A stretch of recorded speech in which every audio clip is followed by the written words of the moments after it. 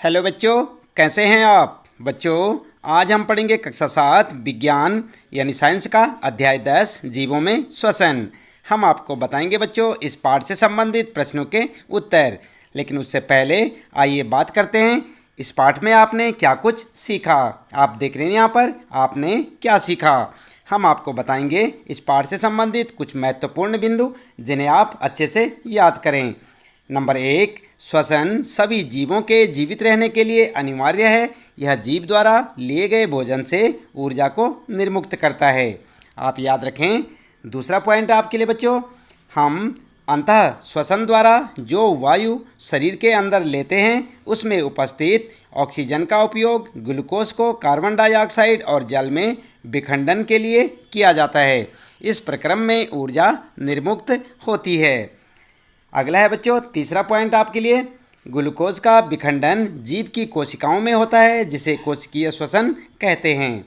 चौथा पॉइंट आपके लिए बच्चों, यदि भोजन अर्थात ग्लूकोज ऑक्सीजन के उपयोग द्वारा विखंडित होता है तो यह वायवीय श्वसन कहलाता है। यदि विखंडन ऑक्सीजन की अनुपस्थिति में होता है तो वह श्वसन अवायवीय श्वसन कहलाता है। आई बात समझ में।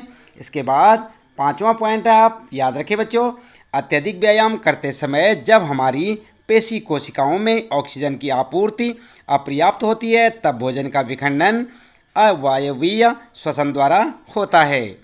अगला है छठा पॉइंट बच्चों, सांस लेना श्वसन प्रक्रम का एक चरण है जिसमें जीव ऑक्सीजन समृद्ध वायु को शरीर के अंदर लेता है और कार्बन डाइऑक्साइड समृद्ध वायु को बाहर निकालता है। गैसों के विनिमय के लिए विभिन्न जीवों में श्वसन अंग भिन्न होते हैं। याद रखें आप इन सभी इम्पोर्टेंट पॉइंट्स को बच्चों। सातवां है आपके लिए, अंतः श्वसन या निःश्वसन के समय हमारे फेफड़े विस्तारित होते हैं अर्थात फैल जाते हैं और उच्च वसन के साथ ये अपनी मूल अवस्था में आ जाते हैं। अगला है आठवां पॉइंट बच्चों, शारीरिक सक्रियता के बढ़ने पर श्वसन दर भी बढ़ जाती है। नौवां पॉइंट है, गाय भैंस कुत्ते और बिल्ली जैसे जीवों में श्वसन अंग और श्वसन प्रक्रम मानव के समान ही होते हैं।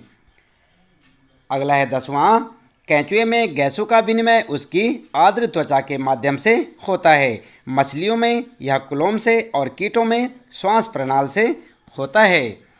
11वां पॉइंट है बच्चों, पादपों में मूल मृदा में उपस्थित वायु को ग्रहण करती है। मूल का मतलब समझते हैं, मूल का मतलब जड़।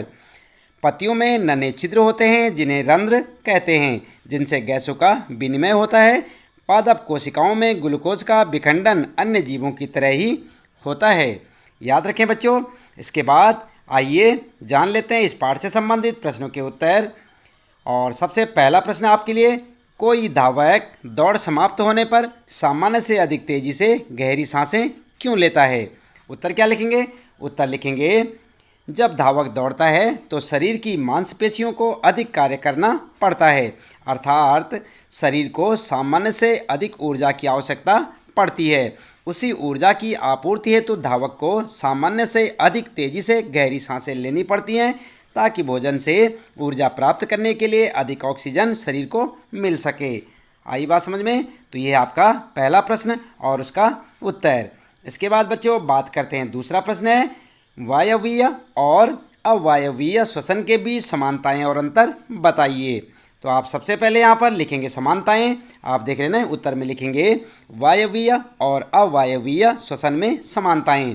और नंबर 1, दोनों प्रकार के श्वसन में ऊर्जा उत्पन्न होती है। नंबर 2, दोनों प्रकार के श्वसन में कार्बन डाइऑक्साइड उत्पन्न होती है। तो ये थे यहाँ पर समानताएं। इसके बाद बच्चों बात करते हैं यहाँ पर अंतर में। तो यहाँ पर आप हेडिंग डाल देंगे वायवीय और अवायवीय श्वसन में अंतर। और इस प्रकार से आप भी एक टेबल बना सकते हैं बच्चों जैसे आप यहाँ पर देख रहे हैं। और इसके बाद दोनों तरफ लिख देंगे, एक तरफ वायवीय श्वसन दूसरी तरफ अवायवीय श्वसन। और नंबर 1 लिखेंगे पहला पॉइंट, यह ऑक्सीजन की उपस्थिति में होती है। और इधर लिखेंगे यह ऑक्सीजन की अनुपस्थिति में होती है। दूसरा लिखेंगे वायवीय श्वसन में इसमें ऊर्जा अधिक उत्पादित होती है। और यहाँ लिखेंगे इसमें ऊर्जा कम मात्रा में उत्पन्न होती है। इसके बाद नंबर तीसरा अंतर लिखेंगे आप, इसमें भोजन का पूर्ण ऑक्सीकरण होता है और अवायवीय में लिखेंगे। नंबर तीसरा पॉइंट, इसमें भोजन का अपूर्ण ऑक्सीकरण होता है। तो इस प्रकार से आप अपने इस तीसरे प्रश्न का उत्तर लिख सकते हैं। यहाँ पर समानताएं और अंतर आप बता सकते हैं। इसके बाद आगे देखते हैं। यहाँ पर आप अपनी पाठ्य पुस्तक में देख सकते हैं, भरी वायु में सांस। और तीसरा प्रश्न है बच्चों, जब हम अत्यधिक धूल लेते हैं तो हमें छींकें क्यों आ जाती हैं? आपको भी आती होंगी, क्यों आती हैं छींकें? उत्तर में लिखेंगे, धूल भरी वायु में सांस लेने से हमारे श्वास के साथ धूल कण भी श्वास नली में प्रवेश कर जाते हैं, जबकि हमारा श्वसन तंत्र उन्हें स्वीकार नहीं करता और फेफड़ों से तेज वायु उन्हें बाहर निकालने का प्रयास करती है, जिसके परिणाम स्वरूप हमें क्या होता है? छींकें आ जाती हैं। इस प्रकार से आप लिख सकते हैं बच्चों अपने तीसरे प्रश्न का उत्तर। देख रहे हैं आप यहाँ पर, ये तीसरा प्रश्न आपका और इसका उत्तर। इसके बाद चौथा प्रश्न आता है आपका और इसमें पूछा है, 3 परख नलियाँ लीजिए, प्रत्येक को देख रहे हैं आप यहाँ पर 3/4 भाग तक जल से भर लीजिए।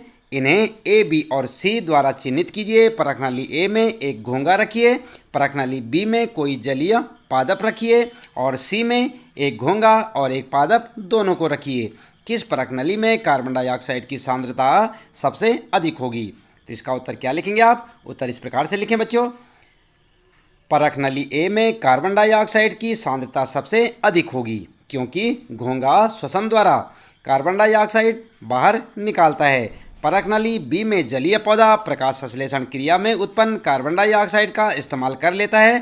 परख नली सी में घोंगा और पादप होने के कारण घोंगे द्वारा छोड़ी गई कार्बन डाइऑक्साइड पादप द्वारा अवशोषित कर ली जाती है, जिससे कार्बन डाइऑक्साइड की सांद्रता कम हो जाती है। आई बात समझ में? तो इस प्रकार से आप लिख सकते हैं अपना ये चौथा प्रश्न है आपका और उसका उत्तर। ठीक इसी प्रकार से लिखें, इसे समझें, अच्छे से याद करें बच्चों। इसके बाद पांचवा प्रश्न है बच्चों, सही उत्तर पर सही का चिन्ह लगाइए या सही का निशान लगाइए। और क्या है, तिलचट्टों के शरीर में वायु प्रवेश करती है उनके, और यहाँ पर जो आपके लिए 4 ऑप्शन है, इसमें सही ऑप्शन आपने छांटना है। यहाँ पर फेफड़ों द्वारा, क्लोमों द्वारा, श्वास रंध्रों द्वारा या त्वचा द्वारा। ठीक है, तो आप सोचिए, तब तक दूसरा प्रश्न पढ़ लेते हैं। उसके बाद इन सब के बाद हम आपको उत्तर बता देंगे। ख वाला है, अत्यधिक व्यायाम करते समय हमारी टांगों में जिस पदार्थ के संचयन के कारण ऐंठन होती है वह है, तो यहाँ पर 4 ऑप्शन है यहाँ पर भी। और क्या है वह? यहाँ पर देख सकते हैं आप, कार्बन डाइऑक्साइड, लैक्टिक अम्ल, अल्कोहल या जल। और इसके बाद है ग वाला प्रश्न है बच्चों, किसी सामान्य वयस्क व्यक्ति की विश्राम अवस्था में औसत श्वसन दर होती है, कितनी होती है? यहाँ से आपको लिखना होगा। ये 4 ऑप्शन है यहाँ पर, 9 से 12 प्रति मिनट, 15-18 प्रति मिनट, 21-24 प्रति मिनट या 33-33, यहाँ पर 30-33 प्रति मिनट। तो यहाँ पर से आपको एक ऑप्शन चुनना है, सही वाले पे आपने सही का चिन्ह लगाना है। और घ वाला है बच्चों, उच्छ्वसन के समय पसलियाँ, और यहाँ पर भी 4 ऑप्शन है, बाहर की ओर गति करती हैं, नीचे की ओर गति करती हैं, ऊपर की ओर गति करती हैं या बिल्कुल गति नहीं करती। तो यहाँ पर है ना आपके लिए क्या क्या गए 4 हैं यहाँ पर, और चारों में आपने सही उत्तर पर जो है निशान लगाना है। तो उत्तर आप यहाँ से देख सकते हैं बच्चों, इस प्रकार से लिखेंगे। क वाले का लगा देंगे आप 3rd पर सही का चिन्ह, और ख वाले का 2nd आपका सही होगा, ग वाले का भी 2nd और घ वाले का भी 2nd। तो यहाँ से आप इसी प्रकार से आप अपने जो है सही विकल्प को चुन सकते हैं। आई बात समझ में? 5वां प्रश्न है और उसके सही विकल्प यहाँ पर आप देख सकते हैं। इसी प्रकार आप अपना उत्तर लिख सकते हैं। इसके बाद बच्चों बात करते हैं, यहाँ पर 6ठा प्रश्न है, कॉलम ए में दिए गए शब्दों का कॉलम बी के साथ मिलान कीजिए। और यहाँ पर आप देख सकते हैं, अपनी पाठ्य पुस्तक में भी देख सकते हैं, कॉलम ए और कॉलम बी। तो यहाँ पर ईस्ट के साथ मिलाएंगे, यहाँ पर डायाफ्राम के साथ या मध्यपट जिसे कहते हैं, और यहाँ पर गै में त्वचा के साथ, और पत्तियाँ, मछली और मेंढक। और यहाँ पर आपके विकल्प दिए हुए हैं, आप इन्हें देख सकते हैं। इनमें से सही के साथ आपने सही मिलान करना है। तो उत्तर चलिए देख लेते हैं। उत्तर में आप इस प्रकार से लिखेंगे, सबसे पहले लिखेंगे उत्तर और यहाँ पर जो एक टेबल सी बना लेंगे, कॉलम ए और कॉलम बी। ठीक है, और उत्तर आप इस प्रकार से लिखेंगे, ईस्ट के साथ मिलाएंगे आप अल्कोहल, यानी कि आप देख रहे हैं यहाँ पर 2nd वाला, और डायाफ्राम के साथ, यहाँ पर मध्यपट के साथ क्या मिलाएंगे? बक्सगुआ, त्वचा के साथ केंचुआ, पत्तियों के साथ रंध्र और मछली के साथ क्लोम। ठीक है, और मेंढक के साथ क्या लगाएंगे आप? फेफड़े और त्वचा। तो इस प्रकार से आप अपना उत्तर बना सकते हैं, यहाँ पर कॉलम ए और बी में मिलान कर सकते हैं। इसके बाद बच्चों 7वां प्रश्न है यहाँ पर आपका, और इसमें पूछा है, बताइए कि निम्नलिखित वक्तव्य सत्य हैं अथवा असत्य। और क्या है, अत्यधिक व्यायाम करते समय व्यक्ति की श्वसन दर धीमी हो जाती है। आपको बताना है कि ये सत्य है या असत्य है। और इसी प्रकार से ख वाला है आपके लिए, पादपों में प्रकाश संश्लेषण केवल दिन में जबकि श्वसन केवल रात्रि में होता है। ये सत्य है या असत्य है, आप सोचिए। और गय वाला है बच्चों, मेंढक अपनी त्वचा के अतिरिक्त अपने फेफड़ों से भी श्वसन करते हैं। सत्य है या असत्य है, आपको बताना है। और घय वाला है, मछलियों में श्वसन के लिए फेफड़े होते हैं। सत्य या असत्य। और अंतिम है यहाँ पर च वाला, अंतः श्वसन के समय वक्ष गुहा का आयतन बढ़ जाता है। तो ये सत्य है या असत्य है। तो यहाँ पर आप क्या करेंगे, आप देख सकते हैं क वाले का लिखेंगे असत्य, ख वाले का असत्य और ग वाले का सत्य, और घ वाले का असत्य और च वाले का सत्य। ठीक है, तो इस प्रकार से आप सत्य और असत्य पर अपने निशान लगा सकते हैं बच्चों इस प्रश्न में। और इसके बाद बात करते हैं यहाँ पर, फिर आ जाता है आपका 9वां प्रश्न। और यहाँ पर है, पर्वतारोही अपने साथ ऑक्सीजन सिलेंडर ले जाते हैं क्योंकि, क्यों ले जाते हैं, इनमें से आपको देखना होगा यहाँ पर। क्योंकि 5 किलोमीटर से अधिक ऊंचाई पर वायु नहीं होती। ख वाला है, वहाँ उपलब्ध वायु की मात्रा भूतल पर उपलब्ध वायु मात्रा से कम होती है। और ग वाला है, वहाँ वायु का ताप भूतल के ताप से अधिक होता है। या फिर घ वाला है यहाँ पर, पर्वत पर वायुदाब भूतल की अपेक्षा अधिक होता है। तो उत्तर में क्या लिखेंगे, उत्तर आप इस प्रकार से लिखेंगे बच्चों। ख वाला आपका सही होगा, यहाँ पर सही का ऑप्शन लगा देंगे। वहाँ उपलब्ध वायु की मात्रा भूतल पर उपलब्ध मात्रा से कम होती है। ठीक है, तो इस प्रकार से आपके इस प्रश्न का उत्तर हो जाएगा।